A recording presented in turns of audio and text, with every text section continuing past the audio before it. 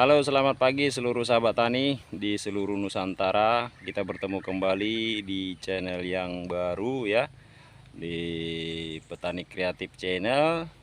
Dan kita saat ini berada di lokasi tanam sayuran yang nantinya akan kita kelola juga menjadi lahan untuk penanaman cabai merah ya.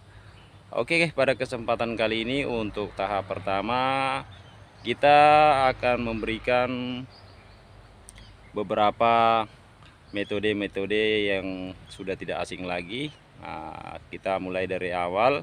Bagi sahabat-sahabat tani yang masih pemula, yang belum paham, semoga edaran-edaran yang nantinya akan kita bahas bersama bermanfaat buat sistem pertanian kita yang lebih baik. Oke, pada kesempatan kali ini saya baru pindah lahan, otomatisnya saya akan membangun amunisi-amunisi baru. Dan untuk pertama kali kita tayang hari ini, kita akan memproses pembuatan nitrobakter ya, dimana nitrobakter kita pahami bisa membantu proses penggemburan lahan ya. Selain daripada itu, bisa juga untuk memberikan asupan nutrisi pada tanaman kita, apalagi tanah-tanah bantat ya, agar cepat gembur.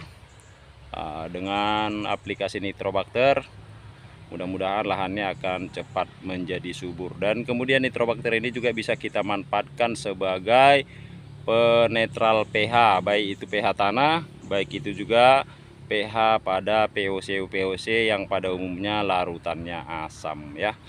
Oke, untuk selanjutnya agar lebih praktis dan lebih ringkas, kita lanjutkan. Untuk pada saat kesempatan kali ini kita persiapkan dulu bahannya ya. Kita persiapkan bahan, antara lain adalah ya, pada umumnya saya menyediakan 5 kg urea ya, 5 kg urea untuk kapasitas 150 liter air hujan ya. Kalau tidak ada air hujan, sahabat-sahabat bisa menggunakan air yang bersih, jangan air pump ya. Kalau mengambil air hujan, jangan ditampung dari aliran seng, kalau boleh langsung yang diambil dari alam terbuka, karena seng itu juga memiliki logam-logam berat, jadi artinya akan merubah sistem pH daripada air tersebut ya. Jadi yang lebih bagusnya air hujan yang kita tampung langsung, bisa menggunakan tampungan plastik misalkan, atau langsung wadahnya dibuka, biarkan air hujannya masuk sendiri. Kalau tidak ada, air biasa juga bisa, asal tidak mengandung kaporit ya. Oke, yang kedua, saya biasa pakai isolat tanah daripada bawah kandang ya, kandang ayam, kandang sapi juga boleh, kandang kambing juga boleh. Diambil tanah yang di bawahnya ya, di kedalaman 10 cm, kisaran ya setengah kilo atau 1 kiloan, nggak masalah.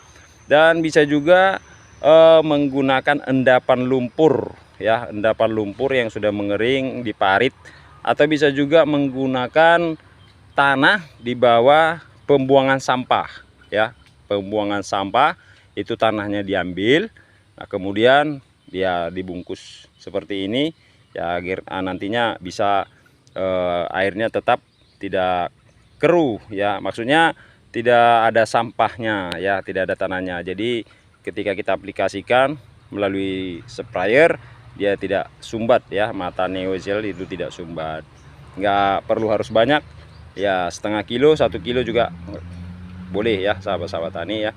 Nah kemudian tindakan kedua adalah kita langsung saja larutkan urea ya. Kita menggunakan air ini saja, jangan air, kalau misalkan airnya tidak dipenuhkan 150 liter ya nggak apa-apa pakai air dari luar, tapi karena ini wadahnya sudah hampir penuh, maka saya menggunakan air ini saja. Jadi langsung saja ya kita larutkan ureanya ya. Selain daripada urea, sahabat-sahabat tani bisa juga menggunakan bahan lain ya. Yang penting kuncinya dalam kultur nitro itu ada amoniaknya. Misalkan kita mau menggunakan kohe juga boleh ya, kita menggunakan kohe. Pada umumnya kohe ayam itu amoniak yang paling tinggi ya. Bisa juga menggunakan urin ya, urin hewan atau urin manusia juga bisa. Jadi kalau masalah takaran urea ini banyak tidaknya itu tergantung ya, maksudnya tergantung gimana ya, kita buat misalkan 1 kilo urea untuk kapasitas 200 liter air ya, boleh-boleh saja, cuman kita mau plus ya, mau plus, misalkan kita mau memanfaatkan kandungan nitrogen yang ada di urea ini ya, akhirnya nantinya kualitas daripada nitro kita ini ada plusnya, ada plus kandungan nitrogen yang bisa nanti kita kolaborasi dengan POC lainnya yang mengandung kalium dan fosfat sehingga menjadi larutan POC NPK ya. Jadi tergantung selera masing-masing. Kalau kita hanya untuk memanfaatkan kinerja daripada nitrobakter ya atau nitromonas, sensomonas, enggak masalah dengan menggunakan bahan yang mengandung amoniak dalam jumlah sedikit ya, karena nitrobakter ya mengolah amoniak sebagai energinya. Jadi kalau jumlah dari amoniak yang ada pada bahan semakin banyak, maka dengan sendirinya perkembangan nitrobakter akan lebih pesat dan bisa disimpan di dalam jangka waktu yang lama. Itu tujuannya sahabat tani ya. Jadi mana tahu ada sahabat-sahabat tani yang bertanya, kok banyak kali ureanya, apakah mau kultur nitrobakter atau mau melarutkan urea dalam air? Nah, itu pertanyaan yang bisa diterima ya. Namun semua tergantung tujuan, banyak jalan menuju Roma, kita punya cara masing-masing ya. Nah, ini cara yang saya lakukan ya. Nah, oke, kita masukkan dulu. Nah, kemudian kita ambil lagi ya. Ini boleh dikurangi juga kandungan daripada takaran daripada ureanya, bisa dikurangi, nggak masalah ya. Saya menggunakan 5 kilo. Kalau urea ini ppm nya nanti kita bisa ukur ppm standarnya. Kalau untuk pH nya ini urea pH netral ya, pH netral. Tapi kenapa larutan nitro itu pH-nya kok bisa menjadi basah gitu ya, atau di atas 7 ya, atas 7. Dari praktek yang saya lakukan, kandungan amoniak yang ada di urea inilah yang mengikat pH daripada larutan urea. Ketika amoniaknya hilang, dengan sendirinya pH-nya akan basah sahabat-sahabat tani ya. Jadi amoniak ini sengaja ditambahkan untuk campuran urea supaya ureanya tidak mencair. Makanya ketika urea bersentuhan dengan udara atau kontaminasi dengan udara, dia cair sendiri sahabat-sahabat tani.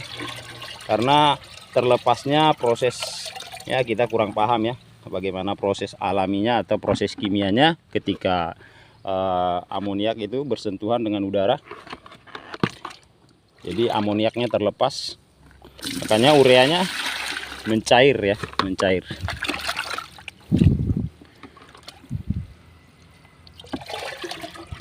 Oke sahabat-sahabat tani, itu sudah larut.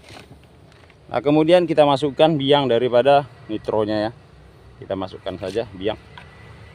Kalau sahabat-sahabat tani punya seksi tank yang sudah lama ya, yang sudah tidak terpakai, itu lumpur di bawahnya juga bisa dijadikan biang ya, biang nitrobakter, pemancing nitrobakter. Atau juga saluran-saluran got ya, saluran-saluran parit ya yang sudah lama, baik itu dari comberan, dari comberan kamar mandi, nggak apa-apa, bisa juga diambil lumpur yang di bawahnya, itu juga dikontaminasi oleh nitrobakter ya. Dimana ada limbah ya, saya pastikan nitronya ada di sana. Makanya saya rekomendasikan bisa juga menggunakan biang daripada pembuangan sampah ya, pembuangan sampah, itu tanah yang di bawahnya diambil. Nah, oke sahabat-sahabat tani, ini sudah larut dan saya rasa sudah homogen, sudah tercampur semua. Oke, nah, kemudian langsung saja kita fermentasi ya, fermentasi aerob. Nah, aerob artinya terbuka ya. Terbuka bisa dengan menggunakan tutup wadah plastik hitam aja, plastik hitam, kemudian ya diikat aja ya supaya udara bisa masuk ya. Nah, saya menggunakan tutup ini, tutup wadah yang bawaannya, cuman ini sudah dikasih lubang ya, sudah dikasih lubang jadi udara bisa keluar. Oke, kita tutup langsung.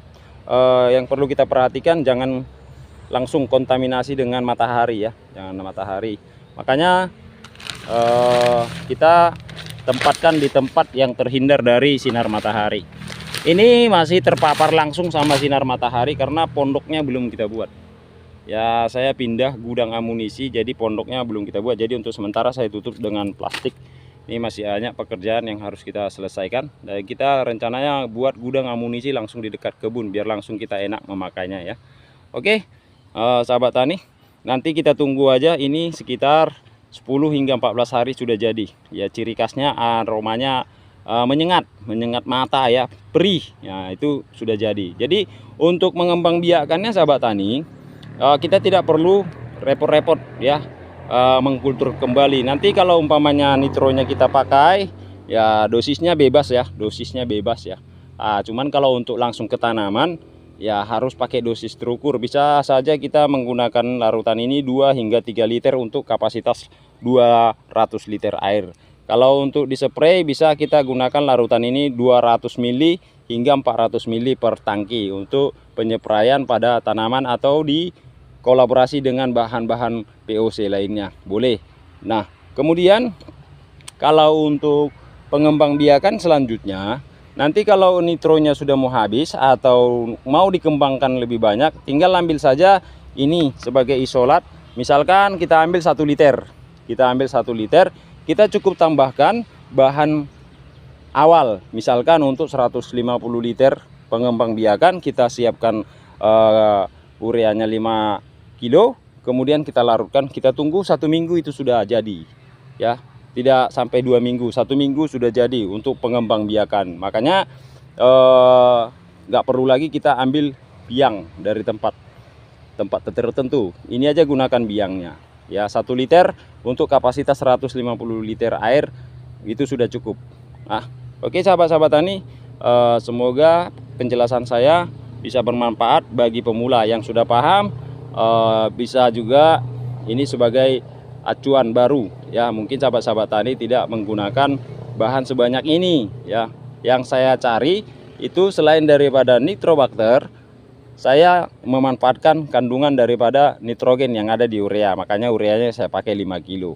Nanti kawan boleh uji untuk aplikasi ke tanaman, khususnya di fase pertumbuhan. Jadi kita tidak ribet lagi memikirkan POC yang bernilai kandungan nitrogen. Dengan pemakaian nitrobakter saja sudah bisa, kita tinggal kolaborasi dengan bahan yang mengandung unsur fosfat dan kalium. Kalau kalsiumnya bisa di rolling ya.